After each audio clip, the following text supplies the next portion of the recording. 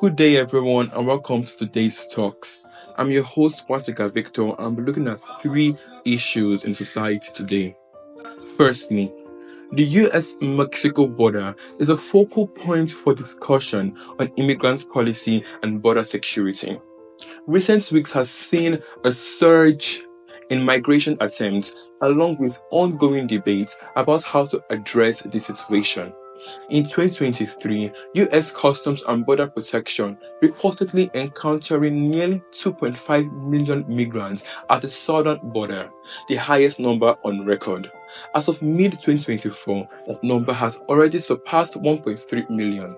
A significant portion comes from the Northern Triangle countries of El Salvador, Guatemala, and Honduras, fleeing violence, poverty, and political instability. Others come from further afield, seeking asylum or economic opportunities. There's a constant tension between border security concerns and the humanitarian treatment of migrants. The debate pits those advocating for stricter border enforcement measures against those calling for comprehensive immigration reform that includes a pathway to citizenship for undocumented immigrants already in the US. A recent New York Times article highlights the plight of asylum seekers facing long waits in Mexico under Title 42. A CNN report sheds light on the efforts of humanitarian aid organizations providing assistance to immigrants at the border. The future of US-Mexico border policy is uncertain. The Biden administration is facing pressure to address the surge at the border while balancing security with humanitarian concerns. Calls for reform of the legal immigration system are likely to continue, but finding a solution acceptable to both sides of the political spectrum will be a challenge. Is the Biden administration handling this issue correctly? Here's my take. Firstly, the Biden administration is facing scrutiny over the treatment of migrants at the US-Mexico border. Recent reports have highlighted overcrowded detention facilities and concerns about the living conditions for migrant children. The administration has been criticized for not addressing these issues effectively. Secondly, the Biden administration has faced criticism for its border security measures, with opponents claiming that the current policies are not strict enough to detect illegal immigration.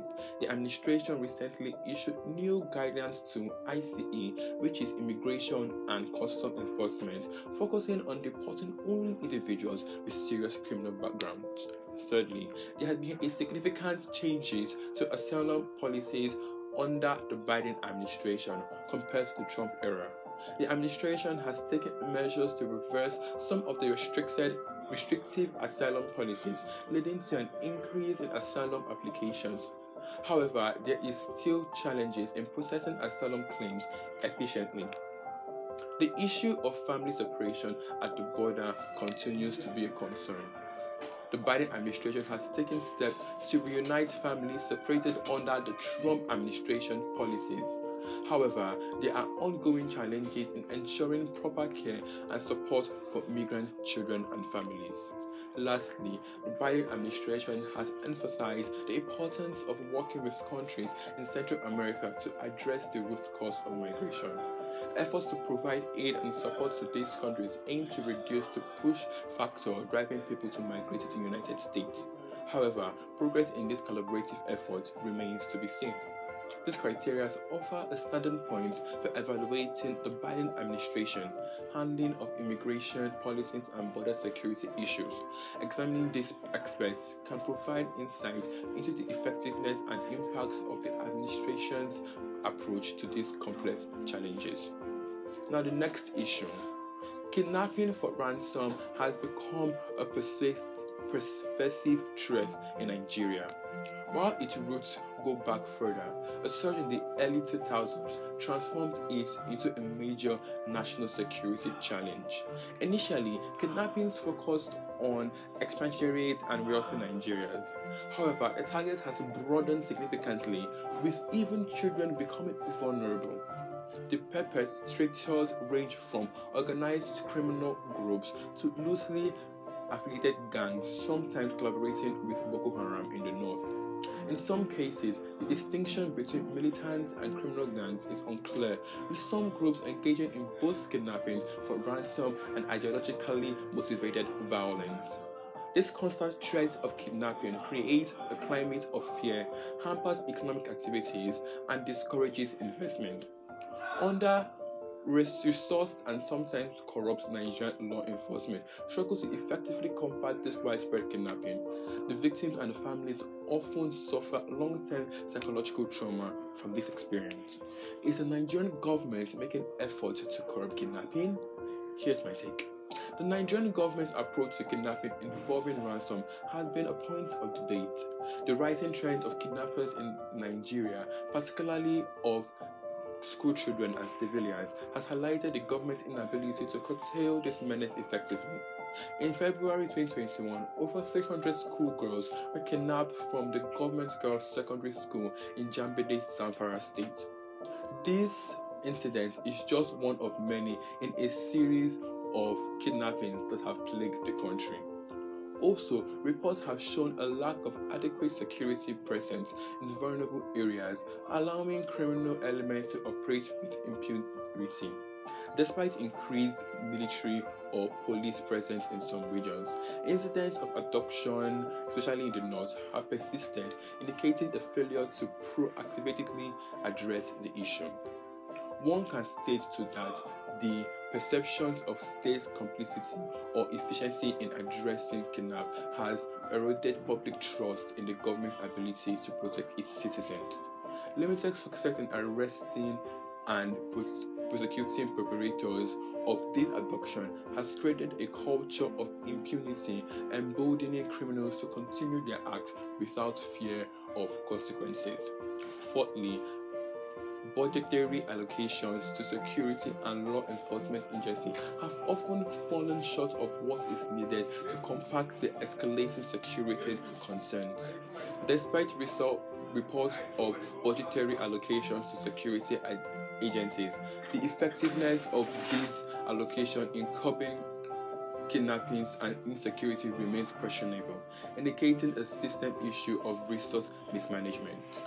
Lastly, the absence of a coordinated and comprehensive national security strategy to address all dimensions of the kidnapping crisis has left the country vulnerable to continued attacks. While isolated efforts have been made to tackle specific incidents, there is a lack of a cohesive and sustainable plan to prevent and respond to kidnappings nationwide, leading to recurring incidents with devastating problems. It becomes apparent that the Nigerian government has not adequately been addressing the pervasive issue of kidnappings, particularly in relations to school children and civilians in the country. Now, the last issue. Gun violence is a complex and deeply woven issue in American society. It's not about mass shooting, though those captures headline. It's a daily toll of lives lost, families shattered, and communities traumatized. The U.S. Centers for Disease Control and Prevention reports that in 2022, over 48,000 people died from firearms. This translates to an average of 1/3 in every 11 minutes. While mass shootings garner efficient attention, a significant portion, over 50%, of gun deaths are suicides. Homicides account for roughly 40% of gun deaths, disproportionately impacting certain demographics. Gun violence also leads to thousands of non-fatal injuries each year, leaving victims with physical and emotional scars. The Second Amendment to the U.S. Constitution guarantees the right to bear arms.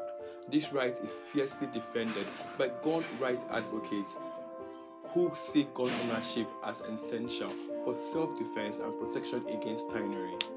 Proponents of gun control argue for stricter regulations on gun sales, background checks, and limitations on assault weapons and high-capacity magazines. This debate over gun control is highly polarized, with little room for compromising between opposing viewpoints. Looking at the trouble gun violence causes, should the US government ignore the repercussion of gun ownership? Here's my take. Gun violence remains a deeply entrenched issue in the United States. Addressing AIDS requires a multifaceted approach that considers mental health, social factors, responsible gun ownership, and potentially legislative solutions. Open and honest dialogue across the political spectrum is crucial to finding solutions that can effectively reduce gun violence and its devastating impact on American society. Compared to other developed nations, the US has lax gun control measures. There's no federal ban on assault weapons or high capacity magazines. Universal background checks, though widely supported by the public, haven't been implemented at the national level. Following the Sandy Hook Elementary School shooting in 2012, a renewed push for stricter gun control failed in Congress, highlighting the political challenges. Thirdly, the US government has historically underfunded research on gun violence. The Dickey Amendment of 1996 restricted CDC funding for research that could advocate for gun control. This lack of research funding hinders our understanding of the root causes of gun violence and effectiveness of potential solutions. Fourthly, mass shootings are often attributed solely to mental illness, deflecting attention from the easy accessibility of firearms. While mental health is a factor, a 2015 study by the American Journal of Public Health found that people with mental illness are most likely to be victims of gun violence than perpetrators. Mass shootings are a uniquely American phenomenon, occurring much more frequently than in other developed nations. Federal legislation specifically addressing mass shootings have been elusive. While some states have implemented stricter gun control measures, a national response is lacking. Lastly, the gun lobby, particularly the National Rifle Association, wields significant political influence, often successful opposing gun control measures. This influence can lead to policies that prioritize gun ownership rights over public safety concerns. These are just some of the ways the US government's approach to gun violence is wrong. The lack of comprehensive gun control measures, limited research funding, and prioritization of gun rights over public safety contribute to the ongoing problems of gun violence in the United States. Thank you for your time. See you next week on today's talk.